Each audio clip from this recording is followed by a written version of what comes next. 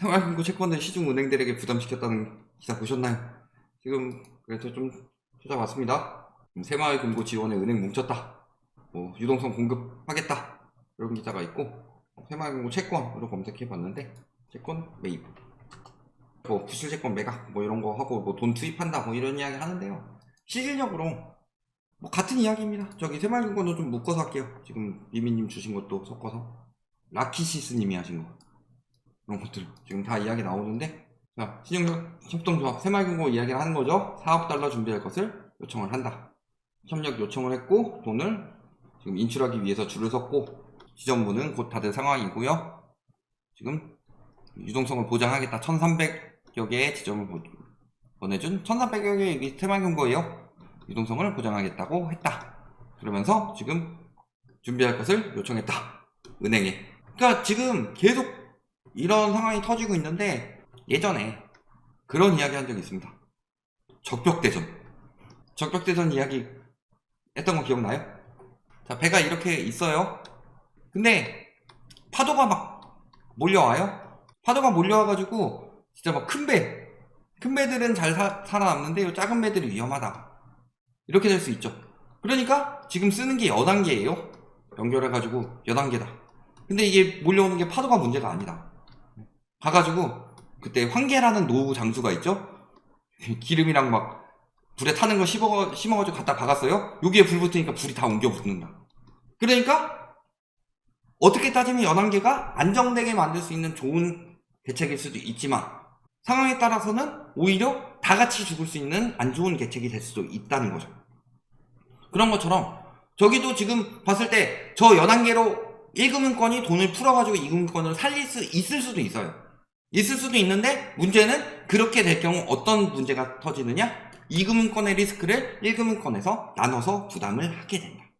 그러면은 그 리스크가 터졌을 때 1금융권이 막 무너진다 이 정도까지는 아니에요. 과거에 미국에서 리먼 브라더스 사태 터졌을 때 그때 서브프라임 모기지 터지고 나서 그 베어 스턴스 무너지고 리먼 브라더스 무너지고 이런 사태가 터졌는데 거기는 투자은행이기 때문에 그래요. 그런 데서는 투자를 해서 돈을 벌죠.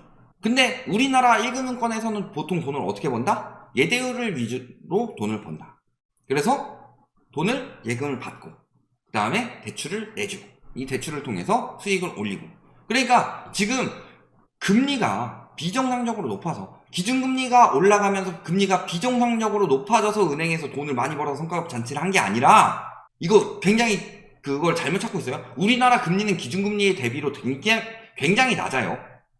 높지 않은 수준이었는데 정부에서 눌러가지고 굉장히 낮은 수준까지 내려갔어요. 근데 문제는 뭐예요? 대출이 어마어마하게 많았으니까 이자 수익이 많았던 거예요. 대출이 어마어마하게 많았기 때문에. 우리나라 GDP 대비 가계대출이 얼마냐 지금. 100%가 넘어갔죠. GDP 대비 기업 대출도 어마어마하게 높아요.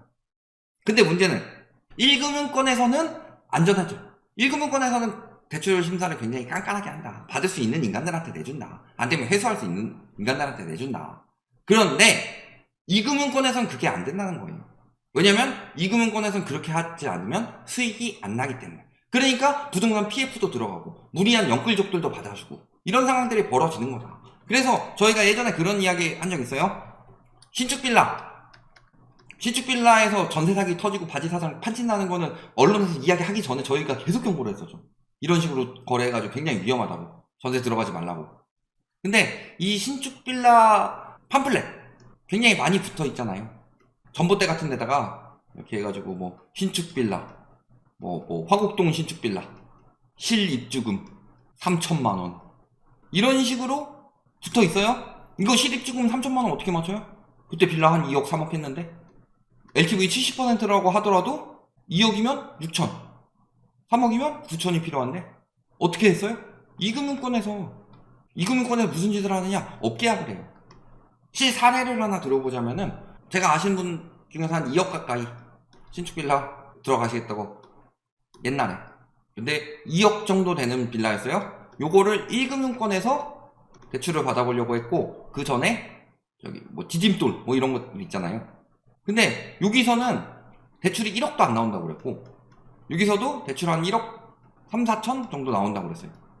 그러니까 안 돼가지고 이금융권 갔더니 저기 상호금융 쪽이었는데 업계약해가지고 거의 한 1억 6천 정도까지 나오게 만들고 여기에 플러스로 신용대출 1,000만원 더 해주겠다.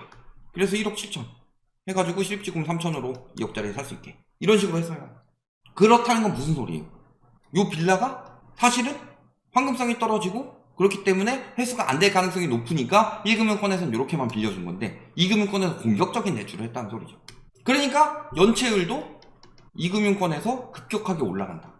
여기에 부동산 PF 들어갔죠. 이것도 올라갔죠. 거기다가 지금 이번에 문제가 됐던 새마을금고 같은 경우는 남양주에서 무슨 일 터졌어요? JTBC에서 취재한 결과를 보면은 요거 새마을금고 직원이 땅값의 3배의 대출을 받았다. 이렇게 대출이 부실하게 대출을 막 내줬어요? 안 터지면 다행이겠죠. 지금 뭐 안정된다 이런 식으로 뱅크로 안 터지면 다행이에요. 안 터지면 다행인데 터지면 앞으로 부동산 PF는 계속 터질 겁니다. 자, 하임리의 법칙이라고 아세요? 사후 재해에 대한 자료의 철저한 조사를 수행한 데이터에서 확립한 법칙이다. 그래서 큰 사고 이면에는 중간 사고가 29건, 사소한 작은 사고가 300건 발생하고 있다는 법칙으로 우리 생각을 해봅시다. 사소한 건설 사고 어떤 것들이 있어요? 벽 타일이 떨어졌다느니, 뭐 화장실 벽에서 인분이 발견됐다느니, 또 뭐 벌레가 생겨난다느니, 뭐 곰팡이가 피었다느니, 물난리가 난다느니 이런 것들 사소한 건설 사고 어마어마하게 터졌습니다. 그리고 큰 거라고 하지만 아직 사상자는 많지 않기 때문에 중간 거 정도 되는 게 지금 뭐가 터졌어요? 건설 중에 무너졌죠. 어디에서? 광주에서. 또 이번에 지하주차장 무너졌죠. 여기는 순살 소리 듣죠. 반대로 뼈가 꽉 찬 통뼈 이야기 듣는 데도 있죠. 여기는 왜 통뼈 이야기 들어요? 기둥에서 철근이 튀어나왔다. 그 다음에 진짜 큰 거 터질 수도 있다는 거죠. 우리는요, 삼풍백화점, 성수대교 이런 것들을 잊으면 안 돼요. 진짜 인명피해 크게 터질 만한 것들이 나올 거다. 그래서 항상 지금은요, 그걸 잘 하셔야 돼요. 대피 요령 이런 것들을 항상 생각하시고 뭔가 문제가 있어 보인다면 빠르게 빠져나올 준비도 하셔야 돼요. 꼭 저 건설사에서 터진다는 이야기가 아니에요. 그런데 그런 식으로 대충 지었단 말이에요. 부동산 PF는 안 터지겠어요? 부동산 PF도 지금 사소하게 계속 터지고 있죠. 사소하게 건설 중단, 건설 연기 이런 거부터 크게 좀 한 중간 거 정도는 어떤 게 터지고 있어요? 야반 도주 이런 것들 터지고 있죠. 건설사 대표 잠적, 건설사 폐업, 큰 거? 안 터지겠어요?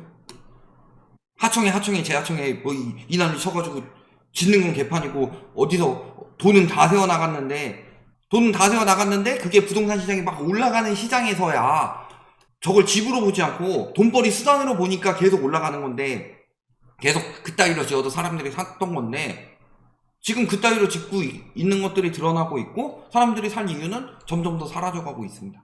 안 터질까요? 부동산 PF? 근데 문제는 부동산 PF는 어디서 먼저 터질까요? 너무 대놓고 얘기하면 그렇죠? 뒷된 건설. 여기서도 이야기가 많이 나오고 있지만요, 여기보다 더 짜잘하게 많이 터지는 것들은 뭐라 그랬어요? 상업용. 일단은 주거용보단 상업용. 그 다음에 주거용 중에서도 지방, 살아나지 않고 있는 지방. 그 다음에 또 주거용 중에서도 아파트보다는 오히려 오피스텔이나 빌라, 다가구, 원룸 이런 건물들에서 더 크게 터지겠죠. 전세 사기 이슈도 워낙 강력하고 그러니까. 상가주택, 생활형 숙박시설, 이거는 어차피 주거용은 아니지만 이게 번지는 거죠. 중심부로.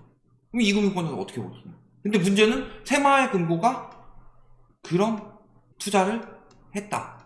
왜 했어요? 이미 딴 데서 좋은 거 선점했으니까. 먹을 건 요거밖에 없는데 이게 위험한데 고수익이죠. 되면 고수익이죠. 예를 들어서 동탄의 모 단지를 생각을 해봅시다. 동탄의 모 단지, 아파트는 분양가 상한제에 걸려서 4억대였는데 분양가가 그 아파트 단지 내에 있는 오피스텔은 9억대가 나왔다. 그러니까 굉장히 위험한 도박을 한 거죠. 저런 것들이 문제가 터질 수가 있어요. 감당이 가능할 수도 있고 감당이 불가할 수도 있죠. 근데 드러난 비리도 몇 가지가 있는데 드러나지 않은 것들도 어마어마하겠죠. 그 드러나지 않은 곳에서 터졌을 때 그게 감당이 가능하겠느냐.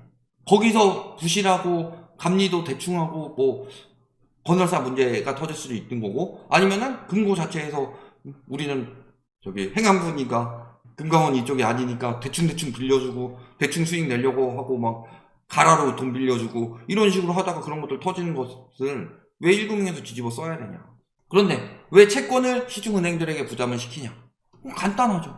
채권이 나와요? 근데 이 채권은 안전한 채권일까요? 아니면 위험한 채권일까요? 위험한 채권이죠. 위험한 채권이 시중에 풀린다. 근데 이 채권은 잘 팔리지도 않으면서 공급을 늘렸다. 즉 채권금리 폭등을 만들 수가 있고, 이 채권금리가 폭등하게 되면은 당연히 요 금고에 대한 신뢰도는 떨어지죠. 돈이 없다는 뜻이니까. 우리 저기 레고랜드 사태 터졌을 때 뭔 짓거리 했는지 생각을 해봐요. 레고랜드 사태 터졌을 때 엄청나게 신뢰도가 높은 지방채에 대해서도 신뢰도가 사람들이 떨어지기 시작하니까 그 밑에 채권들이 연쇄적으로 문제가 생기면서 부동산 PF 대출 둔촌중공 같은 경우 12%까지 올라갔었다. 그러면 어떻게 돼요? 가뜩이나 건설사 죽어가고 있다는데 건설사들 뭐 사실 많이 빼돌렸겠죠. 얼마나 죽어가겠어. 분양가 올라간 게 얼만데 지금. 자재비 올라간 거랑 인건비 올라간 거, 땅값 올라간 거에 비해서 분양가는 배 이상 올라갔죠. 어쨌든 근데 하청하고 이런 데들은 힘들겠죠. 그 다음에 또 저기 살아나고 있다는 부동산 시장은 어떻게 되겠어요. 이런 것들이 터지게 되면은 채권 시장 금리 올라가는 거 막을 수가 없다. 그러니까 지금 조기에 누르려고 지금 계속 이런 이야기를 하고 있는 거잖아요.